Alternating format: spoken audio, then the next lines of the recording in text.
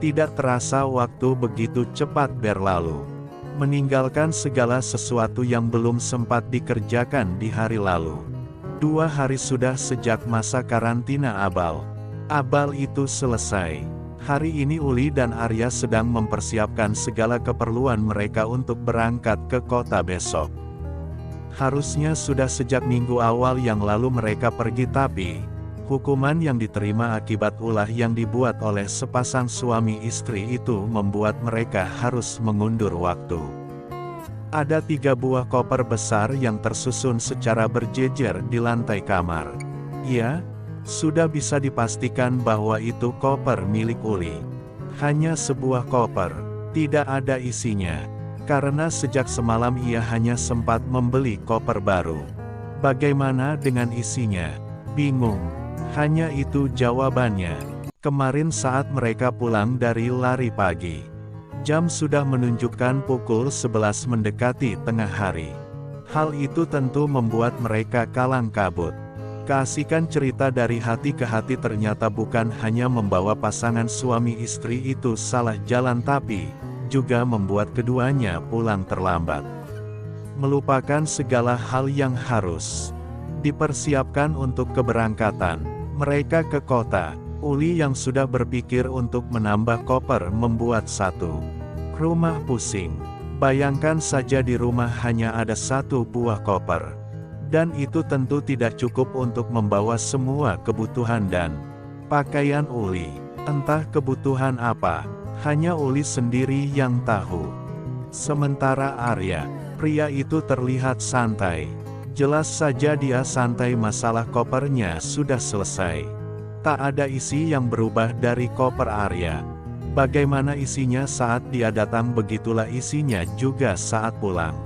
Sudahlah, kamu tidak perlu beli koper lagi. Nanti di kota kita akan cari pakaian baru untukmu dan kita juga membeli segala keperluan yang kamu butuhkan, kata Arya yang saat itu sedang menemani Uli mencari koper di sebuah toko. Tidak bisa, aku akan tinggal di rumah kamu dalam waktu yang amat panjang, seumur hidup mungkin bisa jadi. Jadi aku tidak bisa tidak membawa benda-benda yang menurutku penting. Daripada berdebat, akhirnya Arya menuruti permintaan Uli. 2 buah koper besar pun mereka beli khusus untuk Uliana Azahra, istrinya Arya Wiraguna. Mau pindahan kamu, Dek? Tanya Luhut pertama kali saat melihat adiknya membawa 2 buah koper besar. Iya iyalah, aku emang mau pindahan bukan mau liburan. Kalian kenapa sih? Uli akan terlihat sangat kesal kalau ada salah satu penghuni rumah ini yang menanyakan masalah koper ataupun komplain dengan barang bawaannya. Pertanyaan kopernya mau diisi apa? Karena setelah beli koper, tak satu pun dari ketiga koper itu yang sudah diisi oleh pakaian atau apapun itu yang berhubungan keperluan Uli lainnya.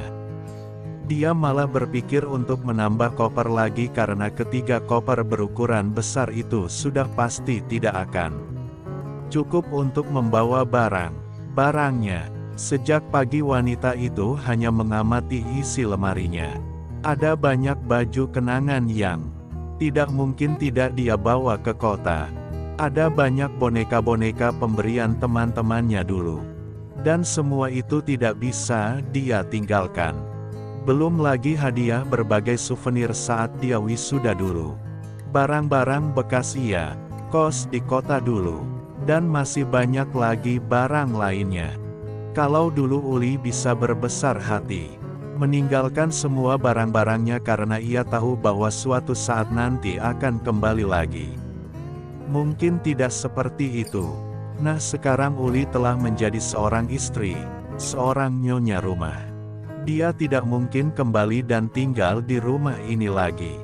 Maka dari itu sebabnya Uli ingin membawa semua benda miliknya ke kota.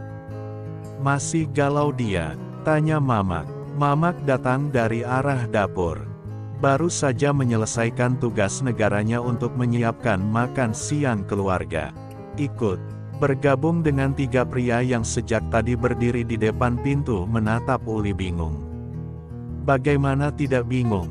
Uli sudah seperti orang yang benar-benar ingin pindah dan tidak akan kembali lagi.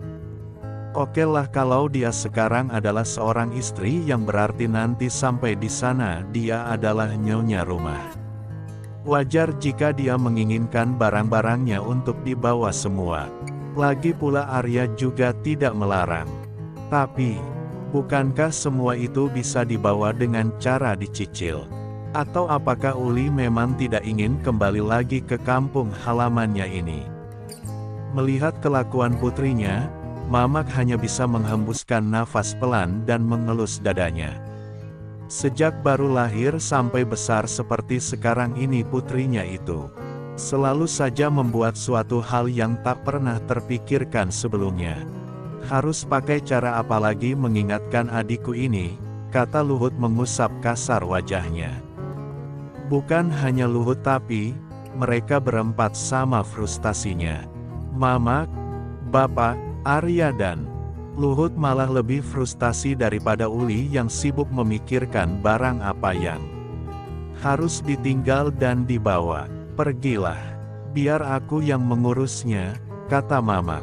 Akhirnya wanita tua yang melahirkan Uli itu mengambil sebuah jalan keluar. Mereka bertiga yang mendengar hanya bisa berdoa dan berharap semoga Uli mau menerima saran dari Mamak. Uli, panggil Mamak saat ketiga laki-laki itu sudah pergi dari hadapannya.